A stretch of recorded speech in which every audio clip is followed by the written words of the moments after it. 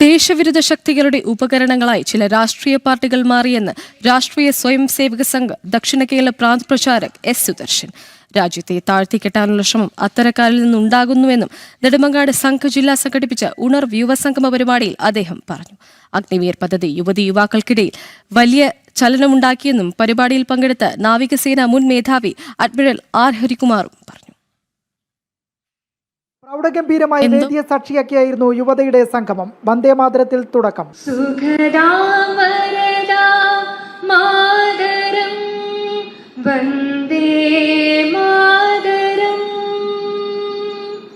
അഗ്നിവീർ പദ്ധതി രാജ്യത്തെ യുവതി യുവാക്കൾക്കിടയിൽ മികച്ച ചലനം സൃഷ്ടിച്ചെന്നും ഭാരതീയ സംസ്കാരത്തിൽ അടിയുറച്ച് വിശ്വസിച്ച് വേണം യുവത മുന്നോട്ട് പോകേണ്ടതെന്നും ഭാരതീയ നാവികസേന മുൻ മേധാവി അഡ്മിറൽ ആർ ഹരികുമാർ പറഞ്ഞു.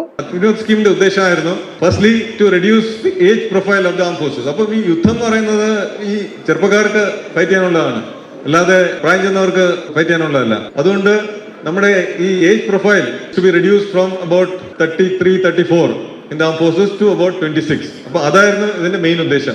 ദേശവിരുദ്ധ ശക്തികളുടെ ഉപകരണമായി ചില രാഷ്ട്രീയ പാർട്ടികൾ മാറി രാജ്യത്തെ താഴ്ത്തിക്കെട്ടാൻ ശ്രമം നടക്കുന്നതായി ചടങ്ങിൽ മുഖ്യപ്രഭാഷണം നടത്തിയ ദക്ഷിണ കേരള പ്രാന്ത പ്രചാരക് എസ് സുദർശൻ പറഞ്ഞു. സാങ്കേതിക വിദ്യ വളരുന്നതിനൊപ്പം ആ മേഖലയിൽ അച്ചടക്ക നയം കൂടി അനിവാര്യമെന്നും അദ്ദേഹം വ്യക്തമാക്കി. ഒരു ഡിജിറ്റൽ ഡിസിപ്ലിൻ അത് ഇന്നത്തെ കാലഘട്ടത്തിൽ നമുക്കെല്ലാം ഏറ്റവും അത്യാവശ്യമായ ഒരു കാര്യമാണെന്ന് തോന്നുന്നു. നമ്മളെല്ലാവരും ഇന്ന് മൊബൈലിലാണ്, അല്ലെങ്കിൽ സോഷ്യൽ മീഡിയയിലും പല രംഗത്ത്. ഇത് ഞാൻ ഫോർവേഡ് ചെയ്യുന്നത് കൊണ്ട്, അല്ലെങ്കിൽ ഇത് ഞാൻ അയക്കുന്നത് കൊണ്ട് എന്ത് ഗുണമാണ് എനിക്കുള്ളത്, നാട്ടുകാർക്കുള്ളത് എന്ന് ചിന്തിക്കേണ്ട ആവശ്യമുണ്ട്.